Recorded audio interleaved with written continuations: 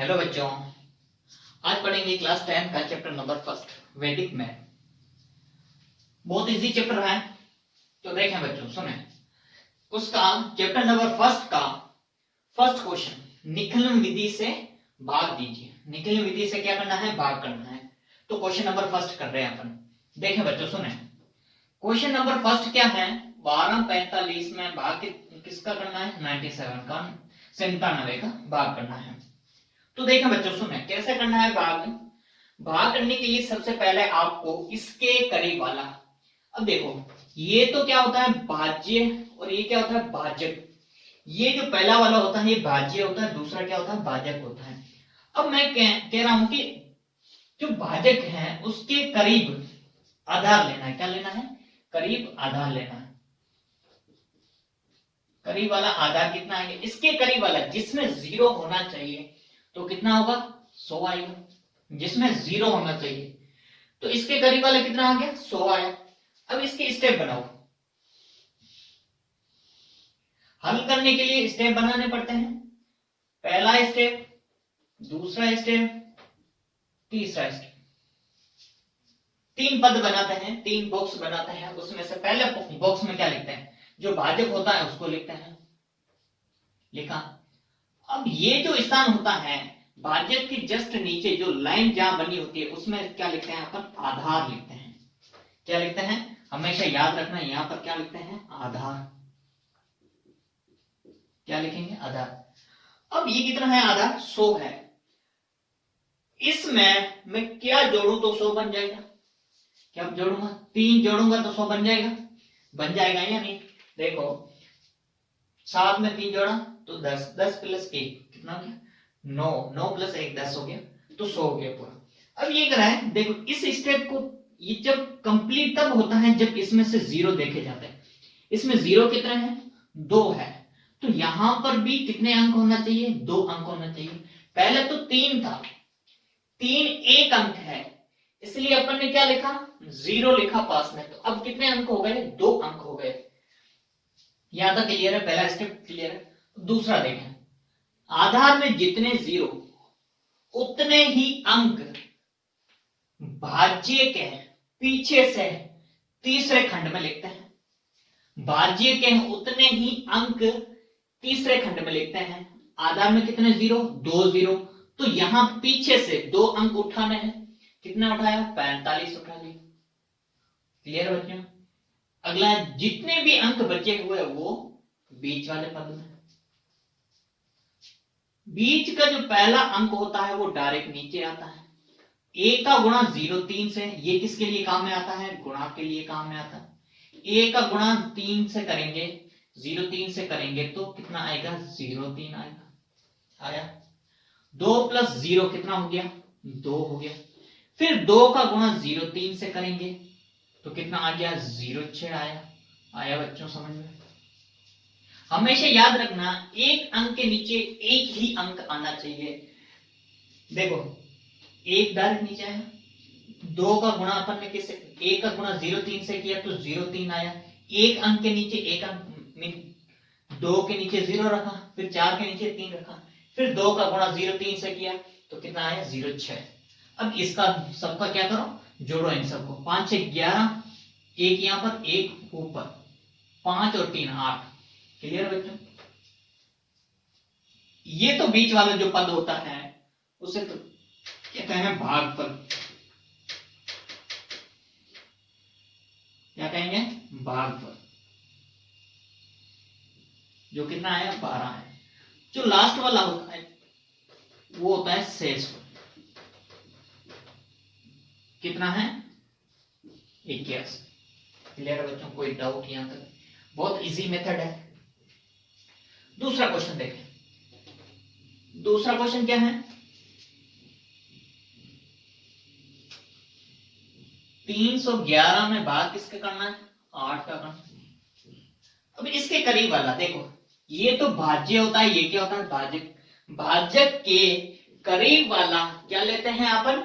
आधार लेते हैं। तो आधार इसके करीब वाला कितना आया? 10 आया या नहीं आया? जिसमें 0 होना चाहिए। इसके करीब वाला आधा कितना आया 10 आया। क्लियर है बच्चों, कोई डाउट नहीं यहाँ तक? नहीं है तो सुने आगे देखें। ये जब कंप्लीट हो जाता है तब अपन क्या करते हैं उसमें से दूसरा स्टेप क्या लेते हैं अपन, बॉक्स बनाना। चलो बॉक्स बनाए, थोड़ी सी लाइन टेढ़ी है इसको रिमूव करें। तो देखें बच्चों सुने, यहां से मैंने बॉक्स बनाए। अब बॉक्स में क्या लिखना आप सबको पता है। सबसे पहले क्या लिखा 8, पहला बॉक्स, दूसरा बॉक्स, ये हो गया दूसरा, ये है तीसरा। क्लियर है बच्चों? अब इसके करीब वाला आधार, ये आधार के लिए स्थान होता है। देख पहले भी लिखा अपन 100 आधार लिखा, तो यहाँ पर कितना आएगा 10 आएगा आधार। थोड़ा बड़ा लिख लो, आ गया 10। 10 में क्या जोड़ूं, सॉरी 8 में क्या जोड़ूं तो 10 बन जाए। 2 जोड़ूंगा ना, जोड़ूंगा 2 या नहीं, बन गया 2। अब यहाँ पर 0 कितना 1, तो यहाँ पर भी 1 अंक है। 2 अंक नहीं बनाएंगे क्योंकि 0 1 है, इसीलिए 1 अंक ही लिखेंगे। अब 0 कितना है 1 0 है, तो तृतीय खंड में भाज्य के पीछे से 1 अंक लेंगे। कितना लिखेंगे 1 अंक, बाकी सारा बीच में। 3 का डायरेक्ट 3 नीचे,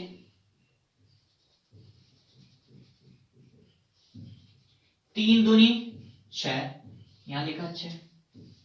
6 प्लस 1 कितना हो गया 7 हो गया। 7 दूनी 14, ये हो गया 14। 14 प्लस 1 कितना हो गया 15।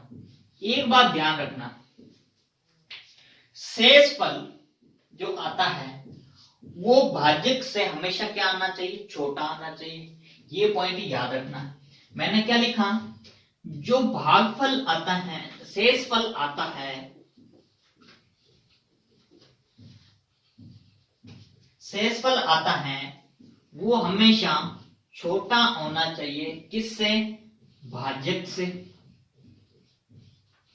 किससे छोटा होना चाहिए, भाजक से छोटा होना चाहिए। मतलब शेषफल छोटा, भाजक बड़ा होना चाहिए। यहां तो देखो अलग है, यहां ये कितना है भाजक है,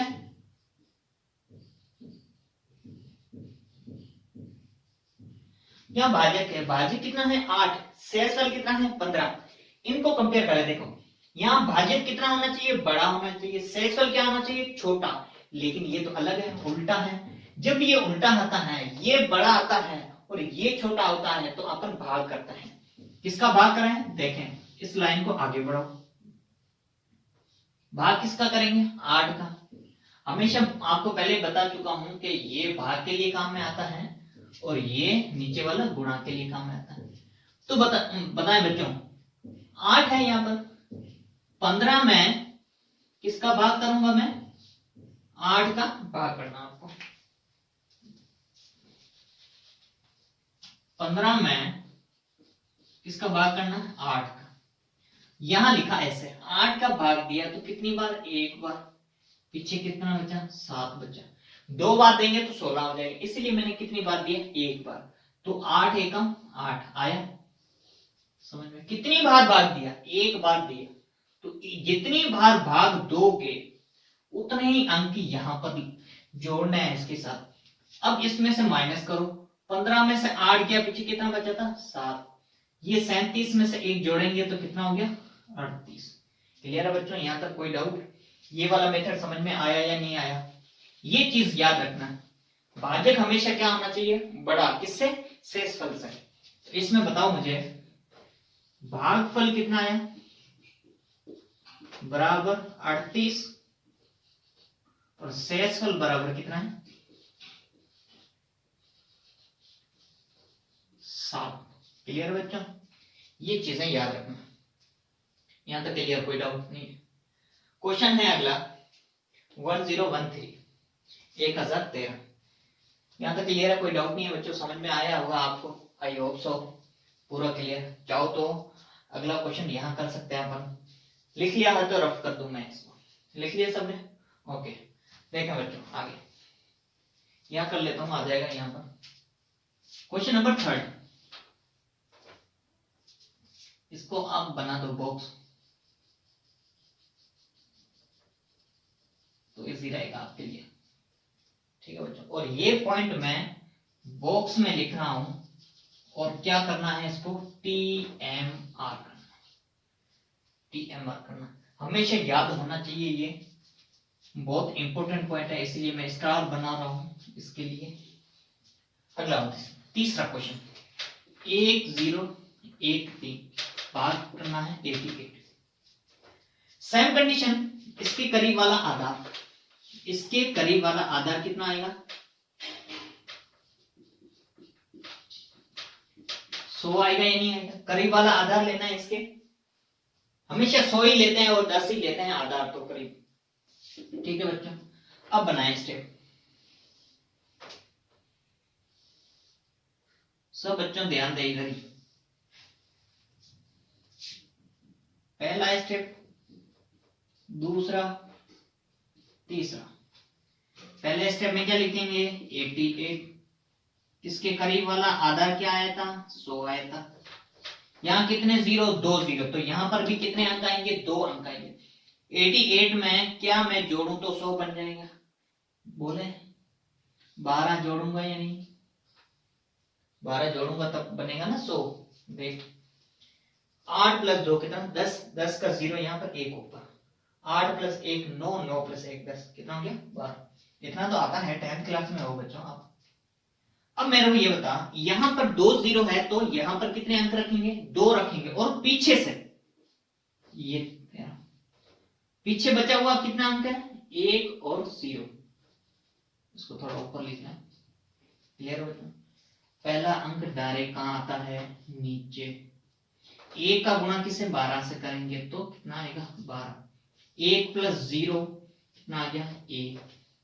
1 का गुणा वापस 12 से करेंगे तो कितना आएगा 12 आएगा। नहीं आया समझ में, 1 का गुणा 12 से किया तो 12 आया, 1 का गुणा फिर वापस 12 से किया तो कितना आया 12 आया। क्लियर बच्चों यहां तक। अब बताओ 3 2 5 4 45, यहां पर 88 है या 45 है, या 88 या 45 है, इन दोनों का तुलना करोगे तो ये बड़ा ही है। ये आपको मैंने कहा है TMR करना है। तो बच्चों यहां तक अपने को समझ में आया होगा। यहां लिखोगे भागफल जो बराबर कितना आया 11, और शेषफल जो बराबर कितना आया 45।